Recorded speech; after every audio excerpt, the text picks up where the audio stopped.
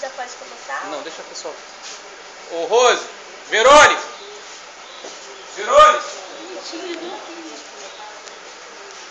Verônica! Tá chamando, hein?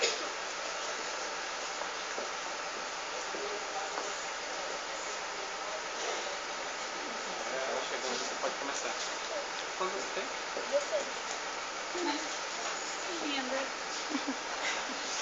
Começa, né?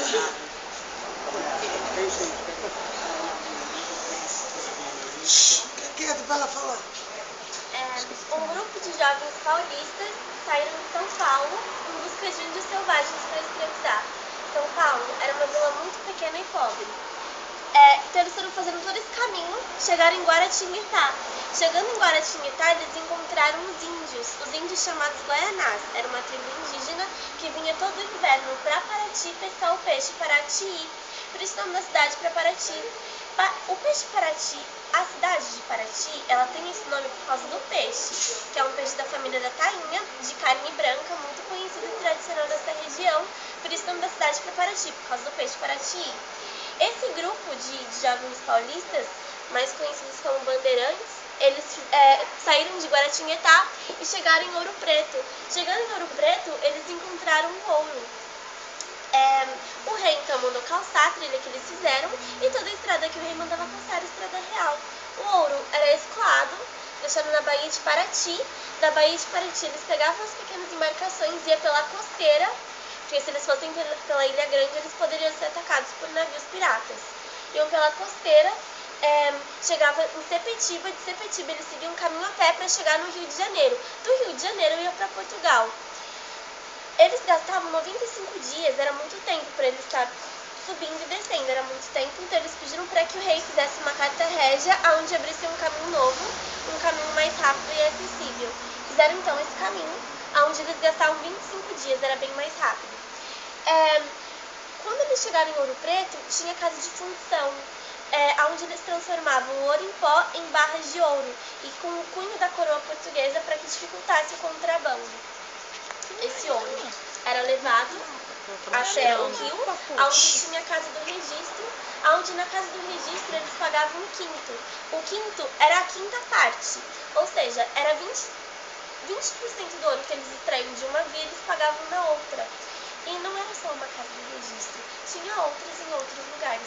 Então quando você pagava 20% em um lugar, você pagava no outro, acabava ficando com nada. Do ouro veio o contrabando, e do contrabando veio várias expressões que a gente usa hoje em dia e não conhece a origem.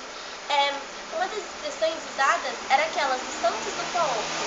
Os santos do Paoco era quando a gente fazia uma imagem de madeira e ela era oca por dentro, e eles colocavam o ouro e o diamante dentro dessas imagens, passavam pelo quinto dizendo que não tinha nada, por isso a expressão santo do Paoco. Eles pegavam os animais e eles colocavam o ouro em pó entre o pelinho dos animais, colocavam uma manta por cima e eles faziam as entregas. Depois das entregas eles iam para casa. Quando eles iam para casa, eles literalmente iam lavar a égua. Por isso a expressão de lavar a égua, eles estavam tirando o ouro e estavam se dando bem. Estava escondido. Exatamente. Os padres, eles faziam também imagens de barro, só que as imagens dos santinhos eles eram de barro e não de madeira. Ele pegava aquelas imagens, fazia os escravos carregarem as imagens em cima de um andor. E como os escravos eles subiam muito isso aqui, eles andavam descalço. E nisso que eles andavam descalço, eles escorregavam muito. Quando eles escorregavam, o padre ia correndo: cuidado com o andor que está feito de barro. Até uma vez que o padre deixou cair que um escravo deixou cair uma imagem e viu que o padre também estava contrabandeando o ouro. Por isso a expressão, cuidado com o andor que está feito de barro. O quinto dos infernos surgiu depois que quando o ouro era levado para Portugal, quando estava chegando naquela via, eles falavam que, olha lá, o quinto dos infernos. Os portugueses consideravam o Brasil um inferno, porque tinha muitos índios selvagens, o clima era muito quente, e tanto que os degredados, os contraventores, todo mundo que não servia para Portugal era levado para o Brasil para uma forma de pagar os pecados, como se fosse uma pena. Enfim, lá em Diamantina tinha um padre português, ele fazia várias expedições E ele chegou lá em Diamantina e viu todo mundo jogando víspora. Víspora era um tipo de bingo, onde eles marcavam o jogo com umas pedras que eles encontravam no rio. Essas pedras eles conheciam mais como entulho, porque atrapalhava a extração do ouro. O padre, ele ia muito à Holanda. Na Holanda era feita a lapidação dos diamantes. E ele ia muito à Índia também. Na Índia, o diamante era conhecido antes de Cristo. Ele viu que aquelas pedras eram valiosas. Então ele começou a pegar as pedras e mandar para a Holanda. Mandava para a Holanda e vendia para a Europa toda. O preço do diamante caiu muito, porque era muito diamante que a gente conhecia aqui. E quando o rei tomou conhecimento dessas pedras, ele mandou fechar a Diamantina. Ninguém entra e ninguém sai sem autorização. Não é sem uma autorização, é sem uma fiscalização, na verdade. Então as pessoas eram fiscalizadas e quem era pego sem essa fiscalização estava cometendo o crime do descaminho. Hoje em dia é muito conhecido como contrabando. E o lesa majestade, ou seja, ele estava brincando com o rei. Ouro Preto é a interseção de todos os caminhos, dos 4. Ele liga Paraty, no caminho velho, nesse caminho amarelo. Ele liga o caminho novo, que vai até o Rio de Janeiro. E ele liga Diamantina, que no caminho dos diamantes, que vai de Ouro Preto a Diamantina. Aquele caminho que está em azul, ele é o caminho do Sabarabuçu. Ele é um atalho do caminho velho ao caminho dos diamantes. São 8 cidades de São Paulo, 22 cidades do Rio de Janeiro e 169 cidades de Minas Gerais, totalizando 199 cidades de percurso de estrada real e 1.600 quilômetros. Aqui no parque, a gente tem o Caminho Velho, mesmo assim contando as cidades de São Paulo e algumas de Minas Gerais. A gente vai começar nosso percurso por Paraty e vai seguir até Ouro Preto. Okay? A gente vai dividir os grupos aqui. Então, essa é a Agatha, ela é nossa guia também. E eu vou por aqui e ela por aí, então a gente divide o grupo. Na parte com a Agatha, parte com a... Não, tem que continuar com ela. Eu vou continuar com ela. Mas vai fazer tudo. Exatamente. Ah, tá. Veio? Tudo bem? Uhum. Pode ir. Ah, o meu nome é Arisa, tá? Arisa, Arisa. Arisa e a outra é Agatha. Agatha. Agatha é sua irmã? Não, é a minha vizinha, na verdade. O nosso passeio, ele começa pela África, porque muita gente diz que naquela época, os portugueses, todo mundo que trazia as pessoas da África, diziam que eles não serviam pra nada, né? Por eles ser negros, por ser pobre, e não era isso, na verdade. A maioria dos escravos eram africanos. E a gente começou nosso passeio pela África e a casinha, né? A gente representou a casinha deles aqui e era uma casinha redonda, tipo as casas dos índios. Eles faziam casas redondas porque se fossem casas quadradas, aquelas que tivessem quinas, as coisas finas ficavam nos cantos. Esse telhado era feito de quê? Sapê. A casinha de sapê O que é sapê? palha. Escola. Sei lá, acho que... Mangueira? Mangueira não, porque a mangueira é folha pequena. Bananeira. Isso aí era feito de coqueiro, amor. Eles secavam, cadê minha filha? O sapê. Sapê é uma árvore de 1 metro e meio. E as casas redondas eram para que as coisas boas rodeassem a casa. Se for de quina, para naquele espaço ali, né? As casas finas ficavam nos campos. Uhum. Aqui a gente apresentou a Baía de Paraty. Aquelas são as ruas do centro histórico projetadas, né, propositalmente de assim, para que a água entre e faça a lavagem das ruas. Naquela época, as casas do centro histórico, elas não tinham banheiros e eles não separavam os lixos. Então, toda a sujeira que eles faziam, eles jogavam na rua. Acumulava, ficava um lugar muito ruim. Então, eles começaram a abrir aquelas aberturas que tem no cais, para que quando a maré começasse a subir, fizesse a lavagem das ruas. Até hoje é assim. Paraty é tombado pelo patrimônio, então não pode ter casas muito grandes e aquelas ali são as maiores casas que a gente tem no centro histórico. Aquela casinha, a que está entre a Rua do Fogo, entre a igreja de Santa Rita, ela foi o mercado de pouso de Paraty. Ali funcionou a primeira pousada. Aquela ali. Exatamente. Tem um pouquinho ali em cima, é o Forte Defensor Perpétuo, ele era um ponto de estratégia. A vila de Paraty surgiu do forte. A igreja Santa Rita, ela é um dos cartões postais de Paraty. Ela foi construída em 3 etapas, né? Foi a frente, o corpo e o cemitério. O cemitério dela foi um dos primeiros no Brasil a usar a técnica mais conhecida como de gaveta. Porque, como eu disse, as pessoas eram enterradas, né, do lado e atrás das igrejas e entravam no centro histórico. E quando essa água entrava, é uma água com sal, né? Entrava debaixo da terra, então acumulava os corpos, sei lá, não deixava entrar em decomposição.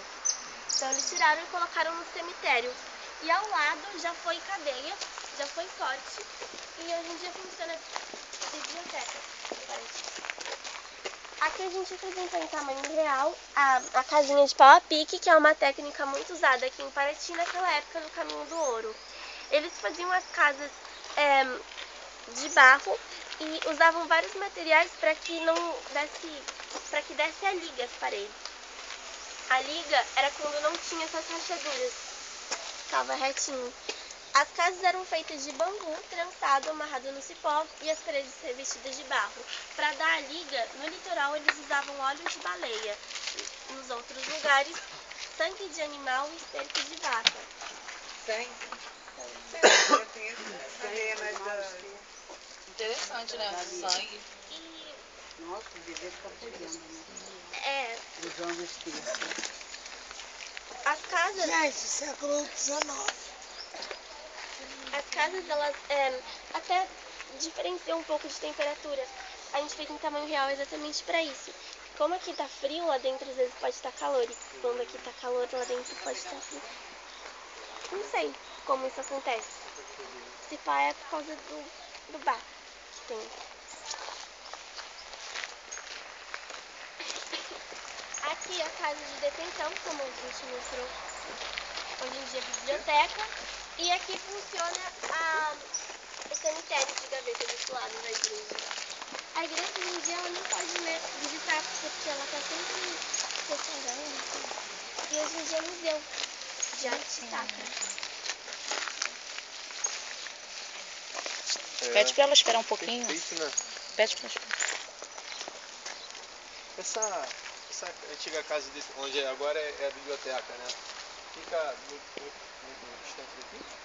Ao lado da igreja. Ah, mas Acho que uns 4 quilômetros. Acompanha a gravação lá, Cris. Pede pra ela esperar um pouquinho. Vocês vão visitar o centro histórico? Porque eu não fui. Eu visitei. Nós visitamos. Eu tava de ressaca. Por isso que a rua é assim, né? De pedra, né? Pra canalizar água. Então, eu não sei se vocês separaram, mas o centro histórico ele é muito ruim de andar. Aquelas pedras. Então, aquelas pedras não eram assim, não era assim, retinho e tudo, mas dava pra andar sem olhar pro chão.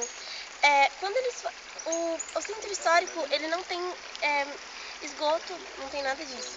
Então eles foram tentar fazer um saneamento muito, muito básico, né? Então eles tiveram que tirar as pedras para entrelaçar uns canos. Quando eles foram fazer isso, eles tiraram as pedras. E na hora de colocar, cadê as pedras? As pedras eram de Portugal, eram umas pedras grandes. Inclusive, as maiores pedras que tem no centro histórico e as que são lisas, as mais retinhas, é de Portugal. Eles tiraram as pedras para entrelaçar os canos, como eu disse, roubaram as pedras e no lugar delas colocaram as pedras lisas e roliças da cachoeira. Então por isso que é muito ruim de andar no centro histórico. Igual o pé de moleque, né? O pé de moleque, você já sabe de onde começou a expressão o pé de moleque? Sim, mas pode passar de novo, tá gravando? As moças, né, elas faziam os doces de amendoim e elas colocavam na janela para esfriar. Aí os meninos, eles iam correndo, pegavam os doces e elas ficavam muito bravas.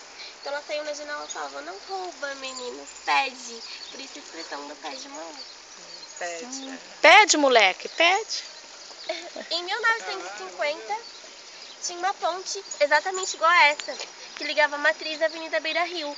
Teve uma chuva aqui em Paraty, que foi a de 2009, teve uma tromba d'água e essa ponte caiu. Eles fizeram uma outra ponte em forma de arco. Hoje em dia, aquela que liga a Matriz à Avenida Beira Rio, uma ponte maior. E eles fizeram elas em arco para que as embarcações que saíam do Rio, eles fossem até o mar. E a ponte principal, aquela que liga a Matriz à Avenida Beira Rio.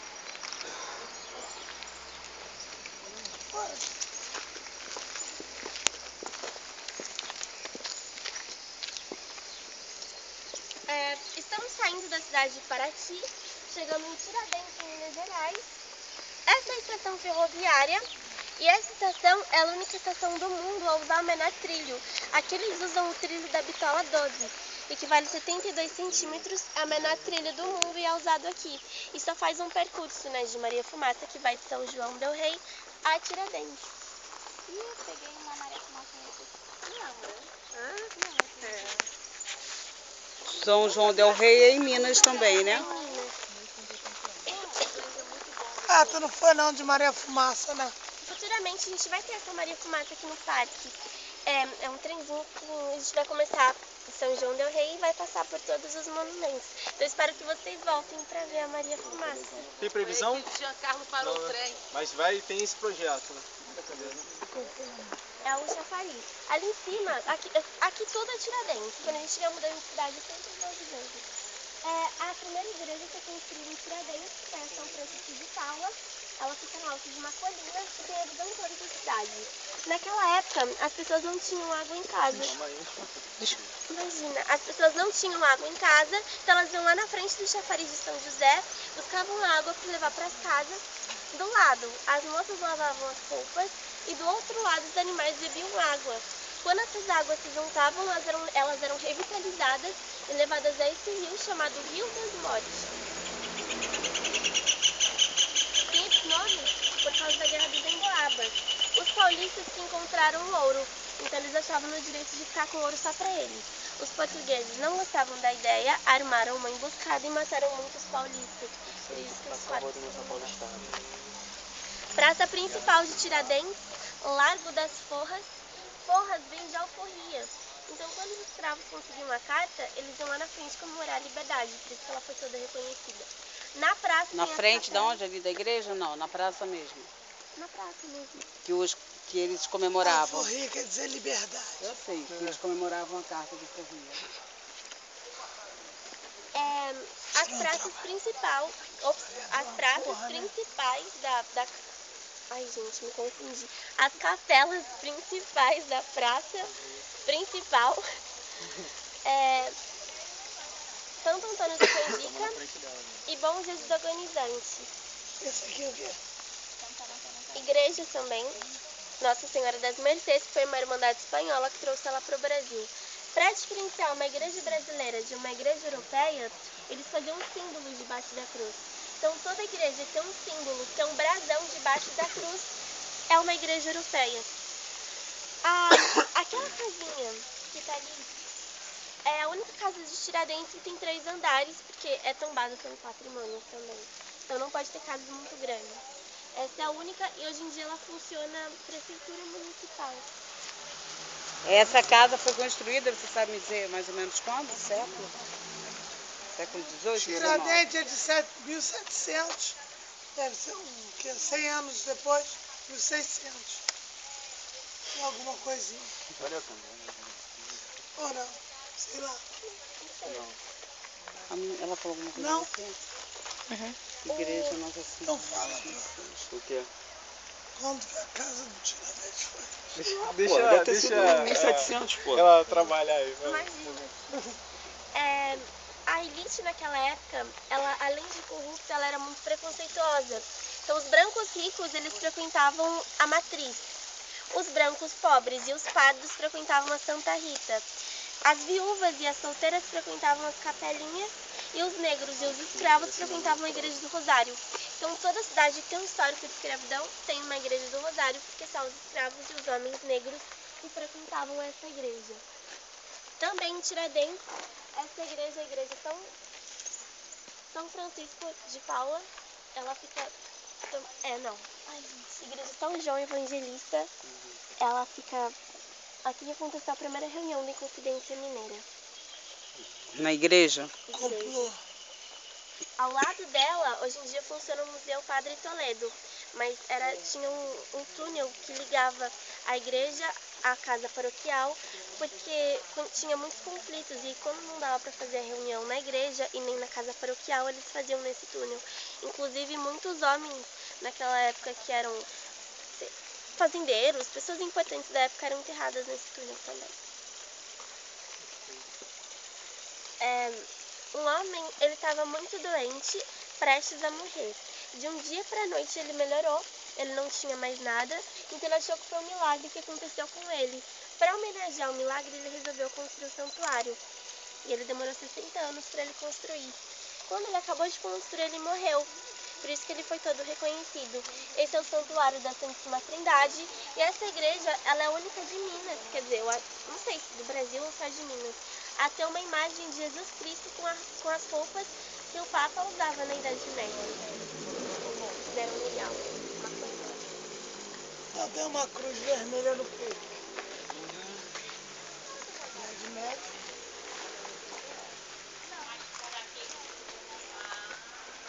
Estamos saindo da cidade de Tiradentes, chegando em São João del Rei. Estação de trem. Na Maria Fumaça. Essa estação ferroviária, ela também é o menor trilho do mundo. Nesse primeiro prédio funciona a bilheteria e no outro funciona o Museu das Ferrovias. As peças aqui no parque, elas são feitas com material bem resistente para que dure ao sol e a chuva, que é a fibra de vidro, a cerâmica, a pedra sabão, a tinta látex, a resina, tudo material que é resistente ao sol e à chuva a gente usa nas peças. E as telhas são telhas de verdade, feitas com o mesmo processo da original, levadas ao forno, queimadas de 900 a 1200 graus, elas são lixadas uma a uma e elas são coladas uma a uma. E elas são contadas e recontadas para que a gente não perca a conta de quantas telinhas tem cada peça. O artista, o nome dele é Marcelo. É isso que eu ia perguntar. Ele já está há 14 anos trabalhando nessas peças aqui no parque. A mãe dele é responsável pela ideia, né, de ter construído o parque. E ela é quem é responsável pelas telinhas e pelos bonequinhos. E ele é quem faz a estrutura toda, já com 14 anos de trabalho. A gente tem o parque há 2 anos. Há 2 anos e meio, mais ou menos. E essa peça, ela por enquanto é a maior que a gente tem aqui no parque. Ela tem de 9 a 10 mil telinhas. Mesmo assim, faltando algumas telinhas do lado direito, porque essa peça está inacabada. E esse teatro, ele é o único teatro no Brasil a ainda hospedar os atores, porque ele é muito grande. Então ele é teatro-hotel. É onde esse teatro Onde? É Minas? Ouro Preto. É Minas? Ouro Preto, é. Antigamente, os artistas vinham da Europa, né? Aí já ficava logo ali. E Ouro Preto? Chegamos em Ouro Preto. Esse é o marco, né? Tiradentes. Ela é a praça principal de Ouro Preto. Quem construiu a estátua, né, o marco, foi um italiano que quis igualar as características de Tiradentes com a de Jesus.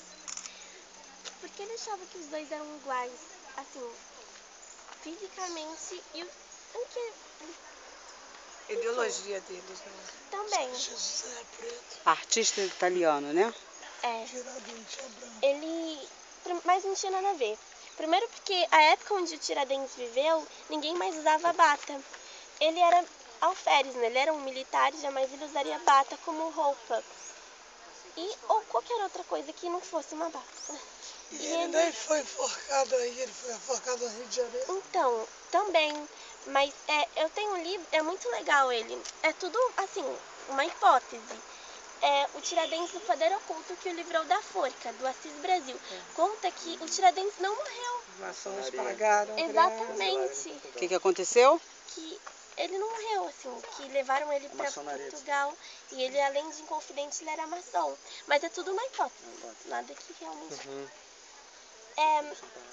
Ele não foi, né, enforcado ali. E ele foi preso várias vezes por fazer parte desse movimento da Inconfidência Porque Mineira. era o mais pobre. Ele foi...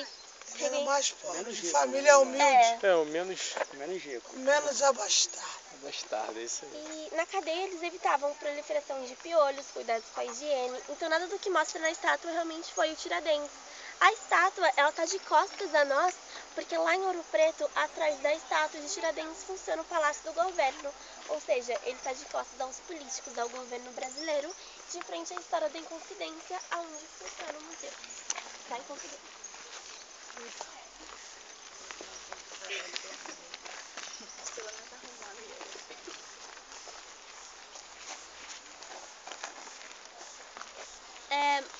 gente fez uma homenagem ao Abílio Barreto.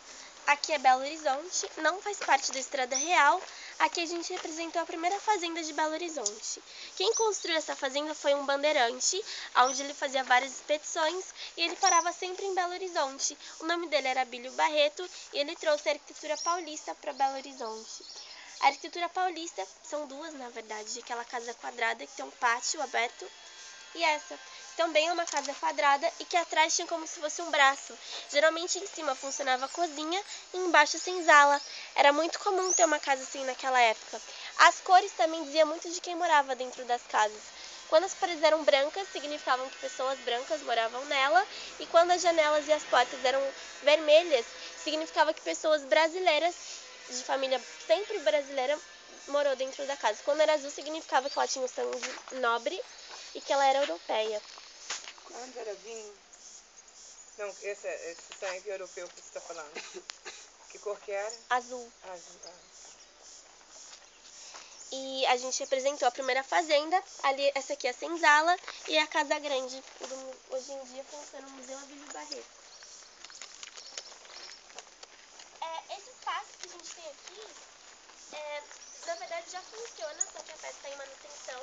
Está lá embaixo, é a Câmara de Mariana, se vocês quiserem dar uma olhada. Câmara de Mariana em construção. Tem um tronco que descortava as casas. É o pelão. Aquele pelãozinho, ele só funcionava quando tinha muita gente viva dentro da Câmara. Porque funcionava a Câmara, Casa e Cadeia. Então eles funcionavam, todo mundo tinha que ficar por lá. Aqui é Sabará. Essa é a igreja Nossa Senhora do Ó. E os jesuítas que estudam essa igreja consideram ela uma igreja oriental, pela arquitetura dela, totalmente desproporcional à tradicional do Brasil. Só que não tem documento que prove, então é uma igreja brasileira como todas as outras, só que com uma arquitetura diferente. A frente chanfrada, ele é um dos templos muito conhecidos lá no Japão, na China. As cores, elas também presentes na arquitetura chinesa e japonesa. A torre onde os monges ficavam. Em cima da torre tem a grimpa, que é o globo, que significa o universo. Em cima do globo, eles falam que é um escorpião. Aqui no Brasil, significa o mal. Lá na China, um dragão, que tem o mesmo significado. A lua, o sol e a estrela, que significa o bem. E a cruz, que significa o bem combatendo o mal. O significado da grimpa é o bem combatendo o mal no universo. E era uma das características que as pessoas achavam que era uma igreja oriental. Tá perto dela, Cris.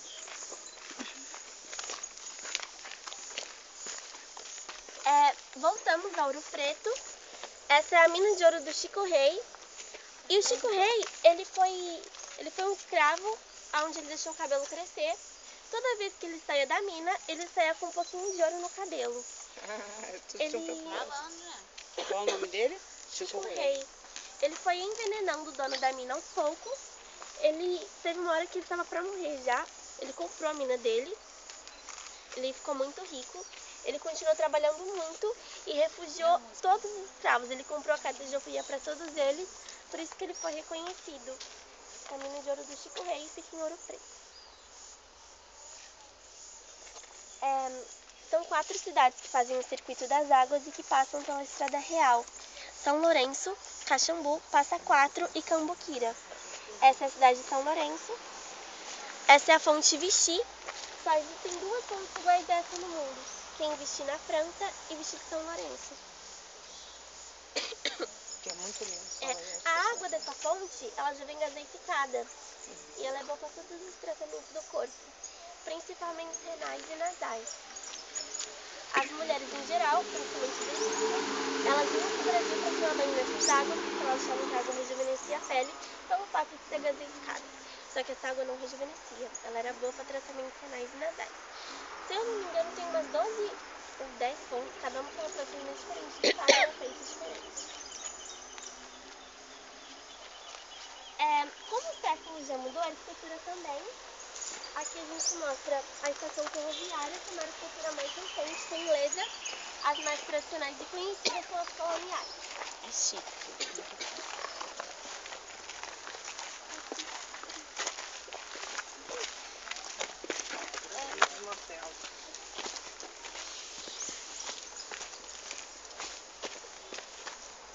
fui aí, ó. Essa peça aqui no parque, ela é a única que a gente abriu as janelinhas pra mostrar como é lá dentro.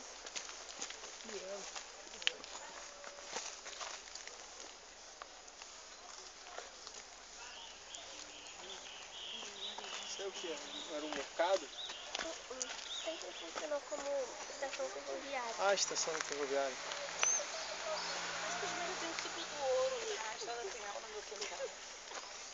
Chegamos a Caxambu. Essa é a fonte Dom Pedro. E essa fonte, ela foi uma homenagem que o Dom Pedro fez à princesa Isabel, porque ela demorou 11 anos para ter um filho. Quando ela conseguiu ter esse filho, ela denominou ele de Pedro de Alcântara. A fonte foi uma homenagem porque ela engravidou. Olha que legal.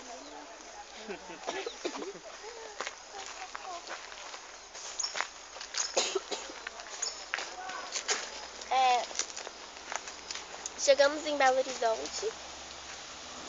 Aqui é uma homenagem que a gente fez ao Oscar Niemeyer e ao Cândido Portinari, por terem feito a obra. Ela foi considerada durante 14 anos um galpão. Ai, me desculpe. As formas da igreja, o Oscar Niemeyer, ele fez uma homenagem a uma serra que tem lá em Belo Horizonte, chamada Serra do Curral. E ele colocou... Ele colocou 2 símbolos comunistas na obra. Por quê? Tem que ter bastante criatividade para identificar, mas lá na frente vai ter uma torre, a foice, que no caso é uma foice, o arco e a rampa, e o martelo, são 2 símbolos comunistas. Para ela ser considerada um galpão, para ela não ser mais considerada um galpão, o Papa João Paulo II, ele veio para o Brasil e ele considerou-a como uma igreja. Hoje em dia, as peças mais tradicionais e conhecidas do catolicismo, elas são feitas todas aqui. Fora que ela é um dos pontos mais conhecidos, um dos pontos turísticos mais visitados da cidade de Belo Horizonte. Eu gostaria de pedir desculpa para vocês, porque eu tô muito doente. Mas muito obrigada pela atenção. Podem ficar o tempo que vocês quiserem para tirar as fotos, fazer as perguntas. Muito obrigada. Você pode só explicar aquela imagem ali, tem alguma coisa a ver, não? É só por proteção mesmo. Obrigada.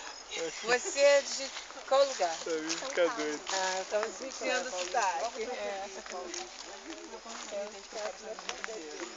A pessoa tem um quintal desse e fala assim, o que você tem no seu quintal? Simplesmente a estrada real, se mudou. Ali na minha estrada real. Muito lindo, muito lindo. Parabenizar o artista e a pessoa que teve a ideia, a iniciativa de fazer isso, porque... E também o trabalho dela também. O trabalho, porque estudar tudo isso, né? Aprender, porque decorar não adianta.